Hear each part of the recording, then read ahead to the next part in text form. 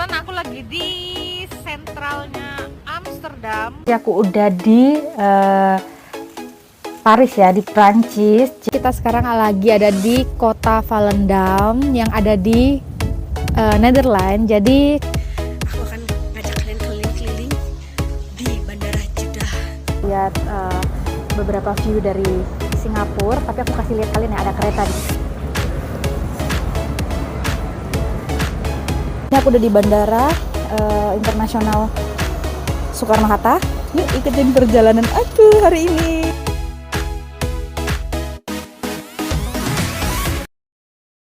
Halo teman-teman, selamat selamat pagi ya, dan selamat berjumpa lagi dengan saya Elsa Eriska. Teman-teman, hari ini aku mau jalan dengan beberapa mahasiswa dan dosen. Kita akan melakukan kurikulum atau kampus Nusantara ya teman-teman. Jadi ini adalah survei kurikulum Nusantara di tempat aku bekerja. Jadi nanti kita akan pergi ke Museum Cokro Minoto.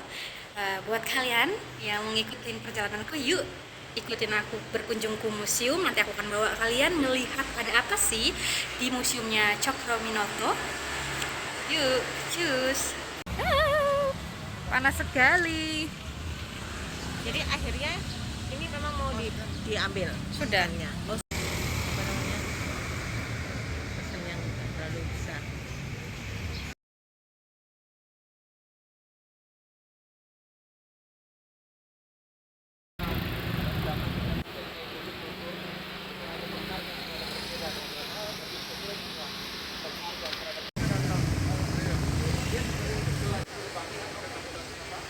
Mas di bawahnya Pak Jaya. Iya. Teman-teman, ini hari ini aku lagi nemenin mahasiswa berkunjung ke salah satu museum yang ada di Surabaya. Museumnya Cokro Minoto ya teman-teman ya. Ini sini. Anak-anak sudah masuk. Ayo kita let's go. Ini kita bawa kalian kali ini jalan-jalan ke museum.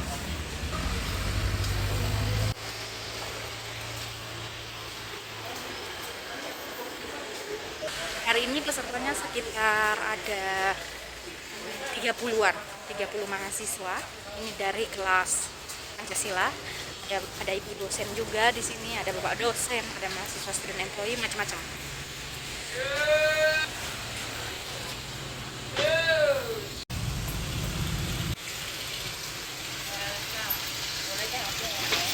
Iya, Bu.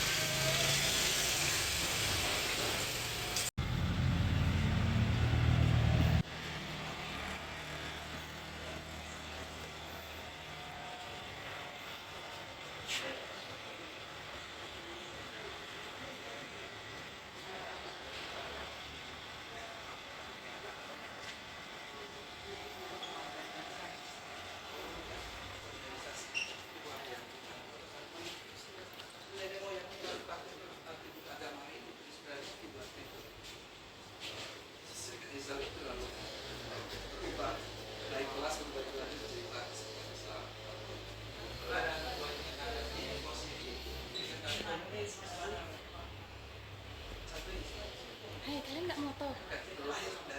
Kenapa? Nggak sekarang nih, dokumentasi.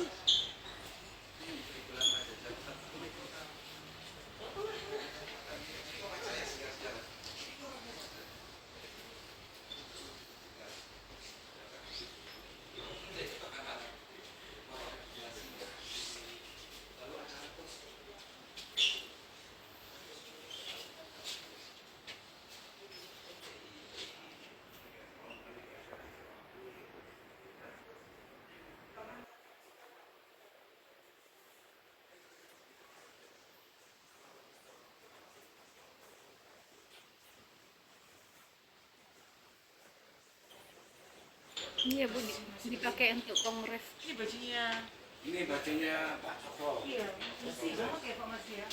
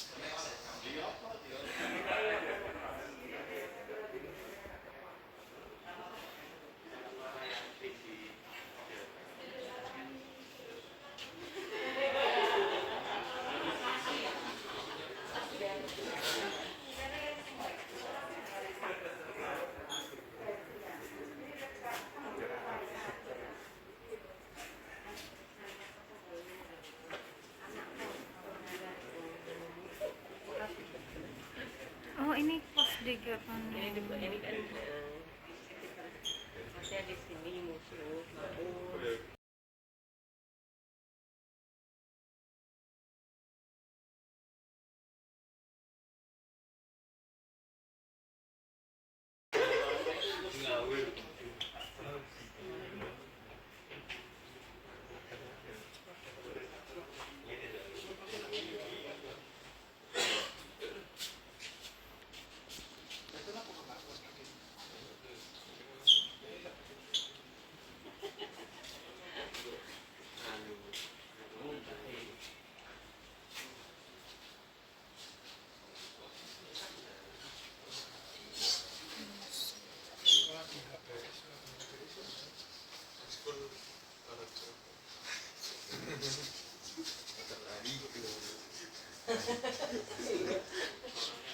ya percaya aja ya.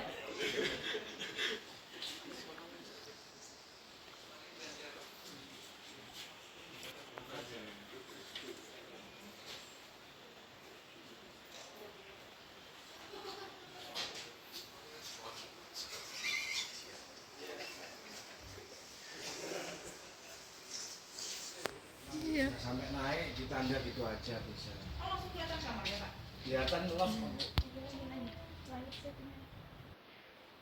Sorry, aku lewat.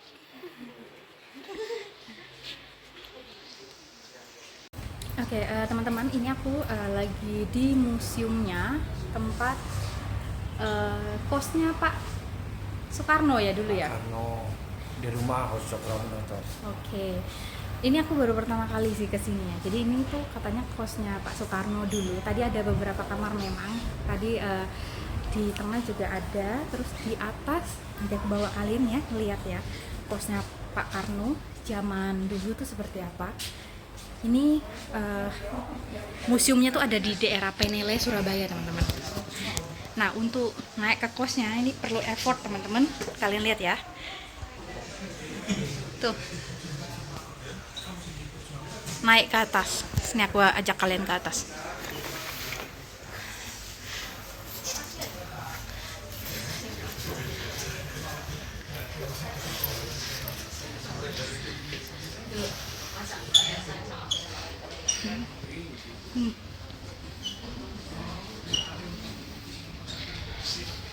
Aduh, Pak. Naiknya penuh effort ya, Pak? Oh, pakai sepatu ya? Ini karena supaya nggak licin aja. Ya ini kosnya ya Pak ya? Zaman dulu ya? Iya, ini tempat tidurnya. Tempat tidurnya ya dulu ya? Mereka memanfaatkan waktu. Iya. Pemanfaatan kamar kos di era itu ya teman-teman, di eranya Soekarno. Jadi gila ini naiknya penuh effort. Jadi di loteng ini ada 3 tempat tidur, tapi yang aku tahu dulu Soekarno tidurnya di sini. Siapa lagi aku juga nggak paham karena di sini ada 3 replikanya.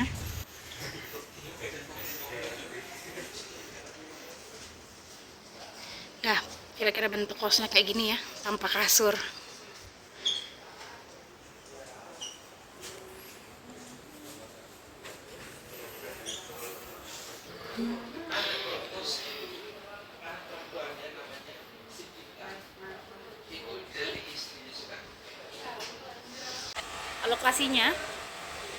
Lokasinya tuh deket rumah warga gitu ya teman-teman. Ini masih ada bangunan lama nih kayak Belanda gitu, tempatnya gini. Oke, kalian yang pengen tahu rumah Cokrominoto ini apa sih, museum apa sih gitu ya, yang dari luar pulau ya yang nggak paham. Jadi ini tuh rumah salah satu tokoh politik yang dianggap berpengaruh dalam politik atau sejarahnya Soekarno. Jadi rumah ini teman-teman, dari informasi dari tour guide yang di dalam, jadi rumah ini Cokrominoto ini dulu dipakai buat rumah singgah ataupun bukan rumah singgah ya, awalnya sih kos ya, awalnya kos, di mana salah satu tokoh utama yang pernah ngekos di rumah ini itu adalah Pak Soekarno. Pak Soekarno itu dulu masih belum jadi pemimpin negara Republik Indonesia ya, dia masih jadi mahasiswa, masih jadi pelajar. Itu tinggal teman-teman di sini, ngekos ya, kayak kita kuliah gitu, ngekos. Terus anak-anak itu ngekos di sini, sambil ngekos mereka mendengar ceramah dari Pak Cokroaminoto. Nah, berkat ceramah-ceramah beliau terkait politik ataupun saran-saran beliau terkait politik, akhirnya Soekarno itu tertarik teman-teman di dunia politik gitu. Makanya rumah ini dimuseumkan karena ini merupakan sejarah di mana Soekarno sebelum jadi pemimpin, beliau sudah tinggal di tempat ini, ngekos, sembari itu berinteraksi dengan beberapa tokoh politik lainnya. Ya banyak belajar ya terkait sejarah-sejarah dan politik Indonesia kayak gitu. Makanya tadi tuh di atas ada kosnya Soekarno di era itu, yang kalau kalian lihat cuma ada tikar, terus ada tempat tidur, dan tempat tidurnya ya ala kadarnya teman-teman ya. Di era sekarang tempat tidur kita sudah pakai spring bed kayak gitu. Kalau zaman dulu Soekarno waktu masih sekolah ya tadi lihat sendiri kosnya tuh pakai tikar gitu ya, pakai tikar, cuman ada lemari kecil. Jadi ini adalah rumah tempat kosnya Pak Soekarno dulu teman-teman.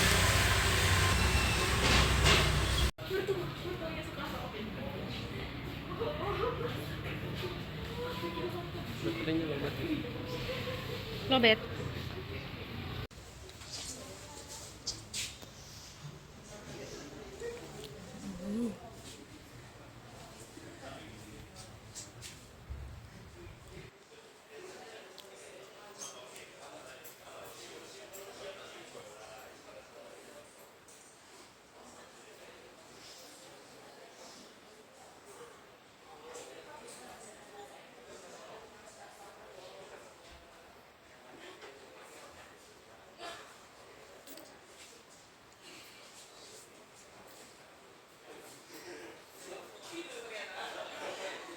Pak, selain siapa namanya Pak Soekarno, ada nggak tokoh nasional yang kayak misalkan yang bener-bener Pengaruh di berpengaruh juga? Indonesia.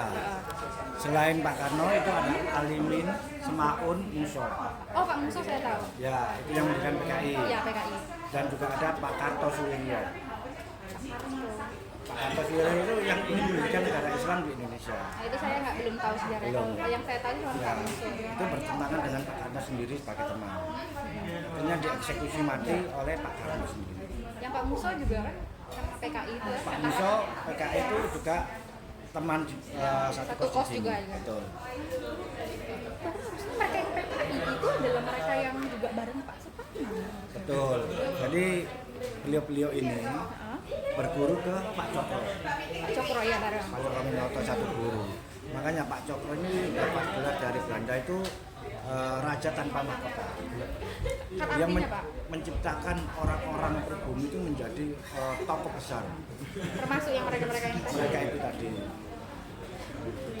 Dan pemimpin besar juga Pak Cokro waktu itu kan masih menjabat sebagai pemimpin Serikat Islam.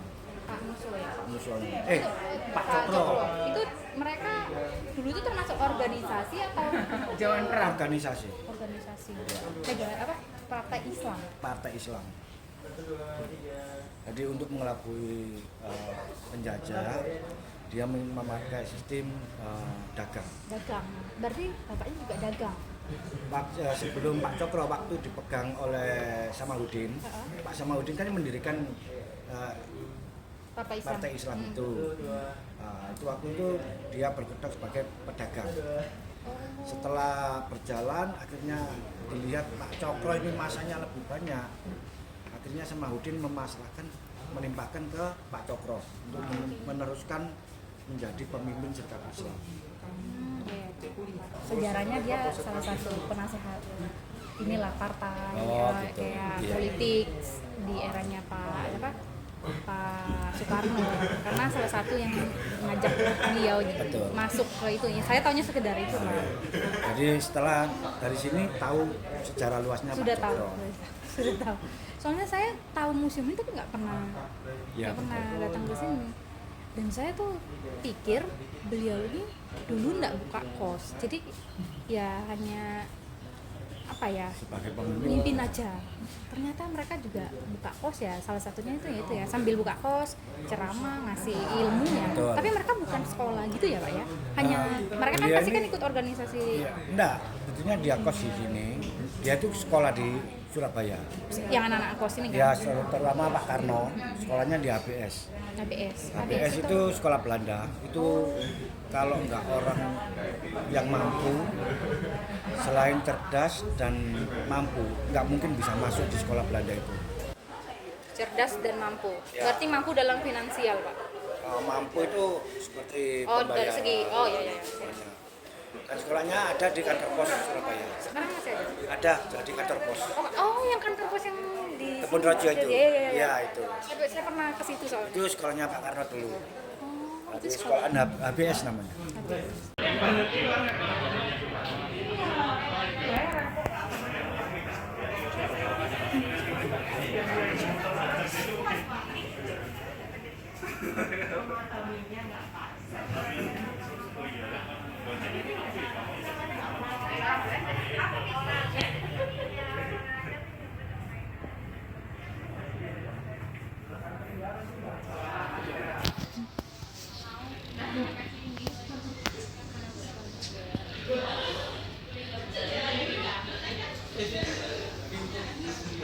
Halo teman-teman, ini aku udah sampai kampus. Barusan kita sudah selesai kunjungan dari museum tempat tadi kita sempat berkunjung ya di museumnya Cokro Minoto. Nah, tadi itu memang kita adalah kelompok dari mahasiswa lintas fakultas di mana kita melakukan survei kurikulum Nusantara. Jadi tempat aku bekerja.